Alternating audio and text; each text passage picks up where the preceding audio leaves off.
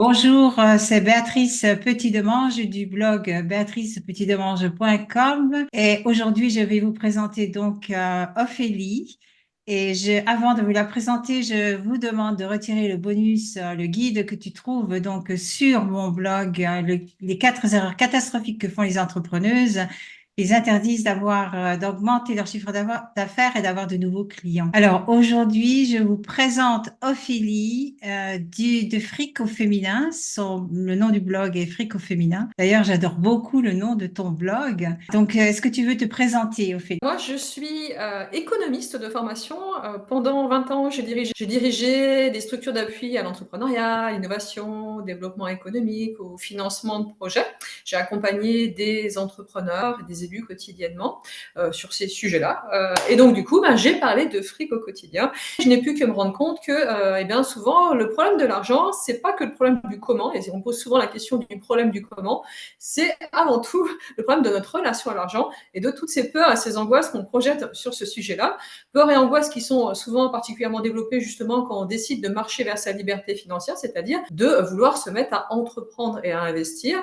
Et du coup, j'ai développé un blog qui s'appelle Fric au féminin, où je parle autant du comment faire très simplement avec des petits moyens et en démarrant, plutôt pour des madames tout le monde qui ont décidé de transformer leur vie. J'interviens aussi sur ce sujet qui est la relation à l'argent, qui est un sujet qui est extrêmement tabou. Alors moi, j'habite en France, c'est encore un gros tabou sociétal, encore plus chez les femmes, puisque nos mères et nos grands-mères n'ont eu le droit de disposer de leur argent et quelque part de parler d'argent qu'à partir de 1965, ce qui moi correspond à la génération de ma mère. Et les femmes parlent relativement peu de ce sujet, donc j'en parle et je donne la parole à d'autres femmes qui ont décidé de transformer doucement, tranquillement, petitement leur situation, voilà, pour transformer leur vie et être plus libre. D'accord. Alors, est-ce que tu peux nous donner quelques exemples quand tu dis ce sont des femmes qui étaient employées et qui veulent devenir entrepreneuses ou bien ça se passe comment exactement? Souvent, en fait, la question de la relation à l'argent, c'est un sujet qui devient compliqué justement quand on passe du salariat vers l'entrepreneuriat, Hmm. puisqu'on focalise beaucoup de peur sur ce sujet-là. La peur de manquer, la peur de ne pas avoir de clients, les insécurités financières, parce qu'on passe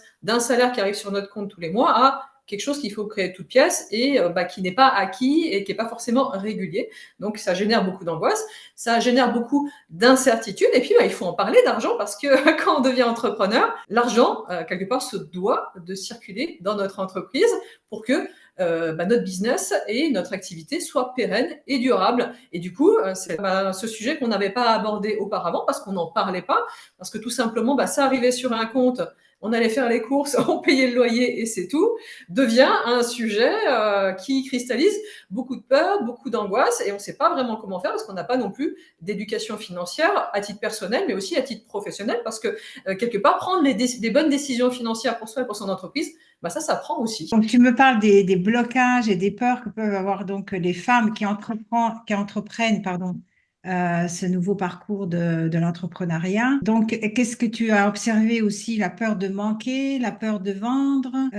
Parce que bon, si t'as été salarié, tu sais pas vendre, disons. Je sais pas, hein, je pose la question. Alors la peur de manquer, c'est la première, on l'a quasiment tous et toutes. On l'a hérité de notre arrière-grand-père Sapiens qui, à l'époque, pillait l'arbre pour stocker dans la grotte pour les périodes de disette. Et du coup, on continue à reproduire ce truc-là quelque part. C'est un comportement qui est pas très très sain, plutôt que de laisser quelque part l'argent circuler librement dans notre vie. C'est pas quelque chose qu'on nous apprend parce qu'on est aussi, moi je le vois en France, un pays d'épargnants où on apprend tout à stocker. On a la culture, on va dire, de l'écureuil. Or, quand tu deviens entrepreneur, il faut apprendre à investir intelligemment et à faire des choix éclairés. Et ça, c'est pas quelque chose qu'on sait faire. Et souvent, c'est parce qu'on a peur de manquer qu'on ne fait pas les bons choix et que notre activité ne décolle pas, qu'on ne délègue pas, qu'on n'investit pas sur nous et ainsi de suite. Après, c'est la peur de vendre, bien sûr, parce que si toute notre enfance, on a entendu que les entrepreneurs étaient des voleurs, toutes ces croyances limitantes que les gens ne cherchaient qu'à vendre, et finalement, on va se retrouver dans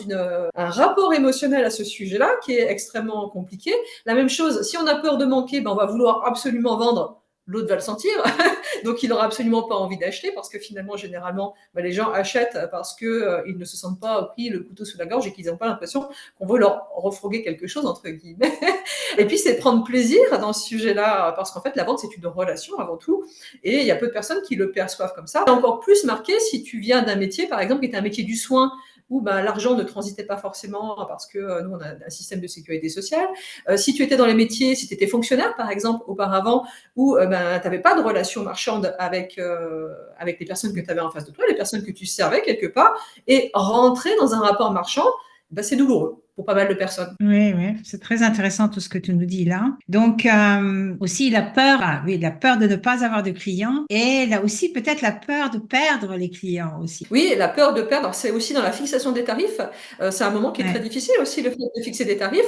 La plupart des entrepreneurs fixent des tarifs, j'ai envie de dire un petit peu au ras des pâquerettes au démarrage, qui n'incorporent pas bah, tout le temps que tu passes à prospecter, par exemple créer du contenu gratuit, ce genre de choses, qui ne reflètent pas la valeur, la réalité de la valeur que tu produis chez l'autre. Pourquoi? Parce que on duplique dans l'entrepreneuriat ce qu'on a connu dans le salariat, c'est-à-dire la tarification à l'heure, puisqu'avant on vendait des heures contre un salaire.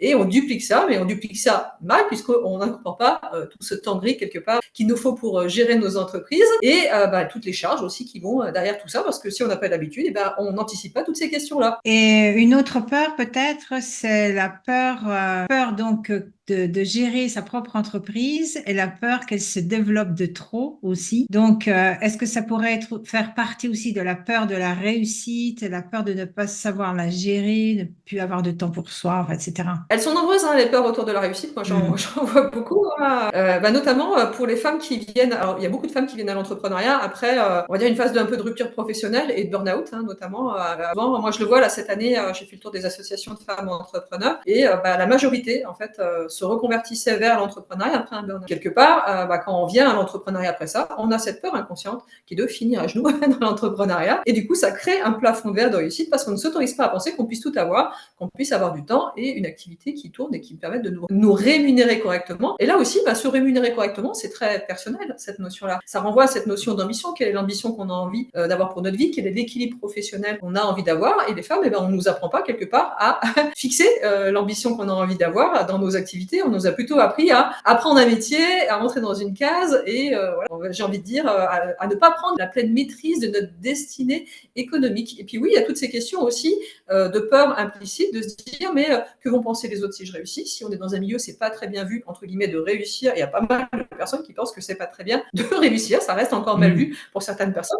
Quand on entreprend, bah, c'est beaucoup d'énergie qui est injectée, donc on mérite le meilleur aussi pour nous et pour nos activités. C'est cette notion de se dire ah oui, mais si mon entreprise devait se développer, je vois pas mal de personnes qui attaquent en auto-entreprise. Demain, si je bascule en société, comment je vais savoir gérer le fait de travailler avec des personnes, de déléguer, de gérer correctement en fait Mhm. l'argent aussi et les responsabilités dans mon entreprise et qui du coup s'auto-sabote pour ne pas passer un certain plafond. Et puis ben, on a cette notion, oui, je le disais, d'auto-entreprise qui crée elle-même un plafond de verre puisque finalement, ben, assez rapidement, on se retrouve à être on va dire une fiscalité, un statut qui n'est plus adapté. Donc ça crée aussi un plafond de verre. Il y en a beaucoup des plafonds de verre chez les femmes, plafond de verre de visibilité, plafond de verre de revenus, plafond de verre justement dans cette notion de s'autoriser à réussir ou nous dans nos activités. Toi, en tant qu'économiste et maintenant aussi en tant que blogueuse avec Frico Féminin, qu'est-ce que tu proposes à ces femmes qui ont ces plafonds de verre, qui ont toutes ces peurs? Enfin, peut-être pas toutes, j'espère, mais bon, quelle est ton approche, voilà, vers ces femmes? Bah, là, pour l'instant, je partage. L'idée, après, c'est toujours un accompagnement individuel. Ces questions de plafond de verre, c'est Oui. véritablement lié à ce qu'on a vécu et ce qu'on projette. Hein. Donc ça, à moins d'un accompagnement individuel sous forme de coaching, c'est pas des choses qu'on va réussir à lever nous-mêmes parce que c'est inconscient. Souvent, bah, on s'en rend compte parce qu'on n'arrive pas on bute sur quelque chose. Pas mal de femmes qui me font remonter ça. Et ben, c'est aussi en prendre la pleine responsabilité et se dire, je me fais accompagner pour dépasser ça parce que la solution ne sera pas dans le comment. Quoi qu'on fasse dans le comment, à un moment ou à un autre, on va s'auto-saboter et on revient à la case départ. Et en fait, on en a plein des blocages inconscients qui sont liés à ces questions de la réussite, du temps et de l'argent, on va dire. Oui, je suis tout à fait d'accord avec toi parce que je pense que le coaching en général, le fait de même de partager ça avec quelqu'un d'autre, c'est déjà un énorme pas. Et quand tu as une personne devant toi qui sait te poser les bonnes questions, parce que poser une question, ça ouvre un espace. Je pense que c'est un des meilleurs moyens vraiment pour progresser et aussi travailler, essayer de trouver des groupes aussi, de travailler en groupe. Cela peut aider, j'imagine, non? Qu'est-ce que tu en penses, toi? Oui, bien sûr, ouais. Et puis ça dédramatise aussi ce sujet parce que bah, justement, comme c'est un sujet assez tabou, on n'a pas l'habitude d'en parler. Et finalement, c'est extrêmement libérateur de le faire et de le faire positivement et même de le faire en rigolant. Hein. Animer des ateliers, justement. entrepreneur où j'ai vu arriver en face de moi 15 personnes super angoissées et voir repartir 15 personnes avec un sourire énorme en se disant ah bah qu'est-ce que ça fait du bien de rigoler, d'en parler positivement et de se dire ah bah oui, mon père, ma grand-mère, parce qu'en fait on a tous des histoires dans notre famille, et c'est beaucoup lié à ça, qui nous autolimitent et on se dit bah oui c'est ça en fait. Qui me revient, j'aime bien dire c'est la fenêtre pop-up, tu sais, qui revient dans ta tête et qui dit non c'est pas possible, non tu vas pas y arriver, c'est pas très bien, c'est honteux. Il y a aussi cette question de la religion, hein, selon l'environnement dans lequel on a été élevé, ben, la religion peut beaucoup diaboliser le fait de réussir, entre guillemets. Bien, donc je ne sais pas si tu veux me rajouter quelque chose à toutes ces questions. Peut-être qu'il y a quelque chose que j'ai pas évoqué, que tu as envie de dire. Eh bien, juste voilà, de vous interpeller là-dessus.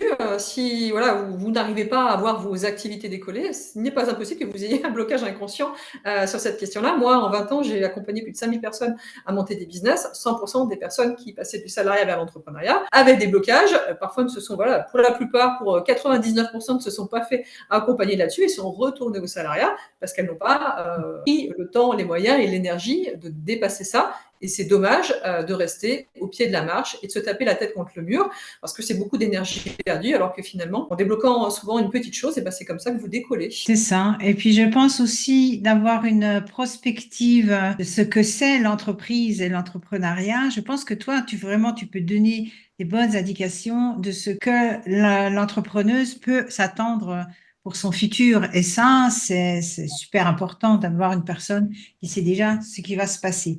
Voilà. Je pense que ça aide beaucoup aussi. C'est important d'avoir une vision pour sa propre vie et pour ce C'est qu'on ça. là où on veut amener son entreprise. La plupart des personnes entreprennent uniquement pour créer une petite activité qui va leur ramener un salaire, qui est la même chose que ce qu'on produisait dans le salariat. Et finalement, bah, quand on n'a pas un cap un petit peu plus loin, une vision à plus long terme, c'est difficile justement de passer tous ces challenges qu'on va rencontrer parce que tous et toutes, on passe des challenges. Il y a des mois où on lance des choses, on pensait que ça allait fonctionner, ça fonctionne pas du tout. Et il faut réorienter et ainsi de suite. Et c'est très, très important d'avoir en face des personnes qui ont vécu ça, qui ont fait le chemin, qui regardent ça positivement et qui permettent de réorienter, pas s'essouffler et continuer la marche. Parce qu'en fait, le succès est après ça. Il ne faut jamais en douter. Mais c'est une forme de persévérance et de méta-persévérance qu'on se doit de mettre en place dans l'entrepreneuriat. Être entrepreneur, c'est pas trouver un nom, faire une carte de visite et les gens affluent chez vous tout seul. Il y a d'autres choses. C'est plein de choses qu'il faut mettre en œuvre. C'est une stratégie de repositionnement permanente et en se questionnant sur soi, en fait, aussi. Est-ce que je suis à l'aise dans mon activité? Est-ce que, dans quel sens je la fais évaluer? Et ça, souvent, c'est très complexe à faire tout ça parce qu'on se sent seul dans nos activités. Donc, c'est important de pouvoir le confronter à d'autres. C'est ça. Et j'aimerais bien aussi que tu me dises deux mots sur la notion d'échec. Une des, voilà, moi j'aime bien dire, pour décomplexer tout le monde, parce que quand les gens voient mon CV, c'est presque un petit peu effrayant. Et je dis, mais moi je me suis la personne qui s'est le plus sur Terre autorisée à se cracher et à échouer. Et je célèbre mes échecs, et j'en ai eu mais un nombre absolument invraisemblable. Donc sur certains, ça m'a laissé un petit peu de cicatrices et j'ai pris le temps de guérir ces plaies, ainsi de suite. Ouais, parce que tout ça, ça m'a appris à mieux me comprendre, à mieux me connaître et à toujours réorienter, on va dire, ma carrière professionnelle, mes activités pour être sur quelque chose qui est toujours un peu plus aligné.